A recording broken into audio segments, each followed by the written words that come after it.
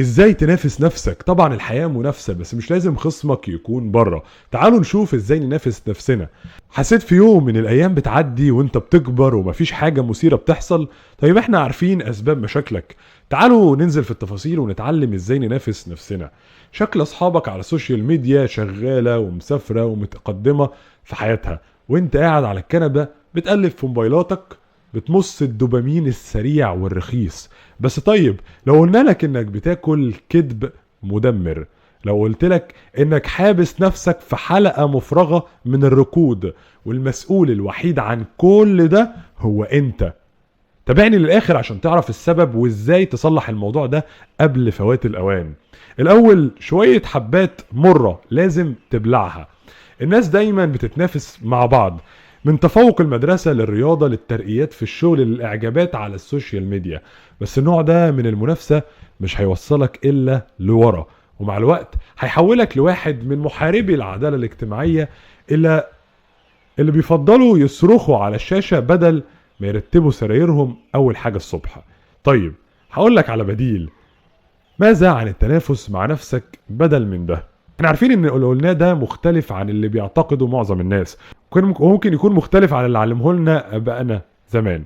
بس لو مش بتحب المكان اللي انت فيه دلوقتي، فانت محتاج تغير طريقة تفكيرك وتبدأ من جديد. احنا كلنا عندنا تحيزات، سواء كنا عايزين نعترف بده ولا لا. وبحاول اقدم لك نصيحة غير متحيزة ومفيدة، وهقول لك رأيي في اللي بيخص المسألة دي. المقارنة الاجتماعية، ازاي نقارن نفسنا بالناس ونطلع منها بحاجة كويسة. قبل ما نبدأ نتكلم عن ازاي نقارن نفسنا بالناس وتطلع منها بحاجة كويسة، لازم تفهم ازاي عقلنا بيشتغل. في عام 1954 عالم النفس الاجتماعي ليون فستينجر قدم نظرية اسمها نظرية المقارنة الاجتماعية. النظرية دي بتقول اننا بنميل نحكم على نفسنا من خلال مقارنة مهاراتنا وانجازاتنا وصفاتنا بمهارات وانجازات وصفات الناس اللي حوالينا.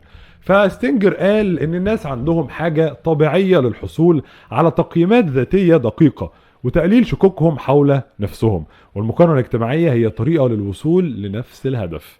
انواع المقارنة الاجتماعية: في نوعين رئيسيين من المقارنة الاجتماعية.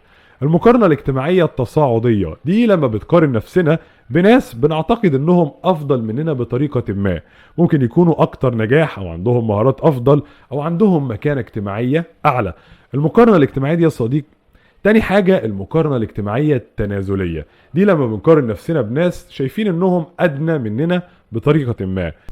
المقارنة الاجتماعية التصاعدية ممكن تفيدنا احيانا، ممكن تحفزنا على التحسن والسعي لاهداف اعلى، لكن في نفس الوقت ممكن تؤدي المقارنة الاجتماعية التصاعدية الى الشعور بالحسد والدونية وتدني احترام الذات، خاصة لو كانت الفجوة بيننا وبين الشخص اللي بنقارن نفسنا بيه تبدو غير قابلة للتغلب عليها. بالنسبة للمقارنة الاجتماعية التنازلية، ممكن تخلينا نحس بتحسن تجاه نفسنا أو وضعنا، بالإضافة لده ممكن تعزز تقديرنا لذاتنا وتمنحنا الشعور بالراحة. لكن القيام بالمقارنة الاجتماعية التنازلية باستمرار ممكن يخلينا كسولين ويمنعنا من النمو كأشخاص، ويخلق مشاعر سلبية زي الازدراء أو الشفقة. عايز تقارن نفسك بالناس وتطلع منها بحاجه كويسه، لازم تمشي على النصايح دي. قارن نفسك باشخاص في نفس وضعك، حاول تقارن نفسك باشخاص في نفس مستواك من الخبره او المهاره. قارن نفسك بنفسك في الماضي، قارن نفسك بنفسك في الماضي مش بالناس اللي حواليك. ركز على انجازاتك الشخصيه، ركز على انجازاتك مش على نجاحات الاخرين. باختصار، المقارنه الاجتماعيه هي شيء طبيعي، لكن المهم هو انك تعرف ازاي تستخدمها لصالحك. المنافسة ليه؟ طيب، ممكن تأثر علينا كتير أسباب عشان ندخل في مقارنات اجتماعية. بعض من الأسباب دي بتشمل السمات الشخصية. الناس اللي عندهم تقدير ذاتي منخفض أو مستويات عالية من الشك الذاتي هم أكتر عرضة للانخراط في المقارنات الاجتماعية، وده بيجي كطريقة للتأكد من صحتهم والشعور بتحسن تجاه نفسهم. 2. العوامل الظرفية. المواقف اللي بتحفز عدم اليقين أو بتهدد مفهومنا الذاتي ممكن تؤدي كمان إلى مقارنات اجتماعية.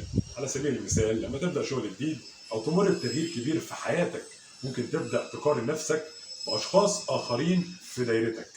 3. حضور الآخرين. من المرجح إنك تقارن نفسنا بالآخرين لما نكون حوالين أشخاص بنعتبرهم أقراننا، بنعتبرهم أقراننا. الخبر الحلو هو إنك ممكن تحل معظم المشاكل دي بالعقلية الصحيحة من خلال الاستراتيجيات اللي هقولك عليها. رقم 1، تطوير الوعي الذاتي. لاحظ لما تقارن نفسك بالناس التانية وتعترف بالمشاعر والأفكار اللي بتيجي مع ده، من خلال معرفة المزيد عن نفسك ممكن تحول انتباهك إلى نموك الذاتي وأهدافك الشخصية. 2، ممارسة الامتنان. ممكن يساعدك ممارسة الامتنان بانتظام على مواجهة الآثار السلبية للمقارنات الاجتماعية. طب إزاي؟ من خلال التركيز على الجوانب الإيجابية في حياتك وإنك تعترف بإنجازاتك. رقم 3، الحد من التعرض لمحفزات المنافسة. ممكن تكون وسائل التواصل الاجتماعي مصدر مهم جدا للمقارنة الاجتماعية. قضي وقت أقل على المنصات دي أو الغي متابعة الحسابات اللي بتخليك تحس بالغيرة أو بتخليك تحس إنك مش كويس بما فيه الكفاية. أشوفكم في فيديو جديد بإذن الله. سلام.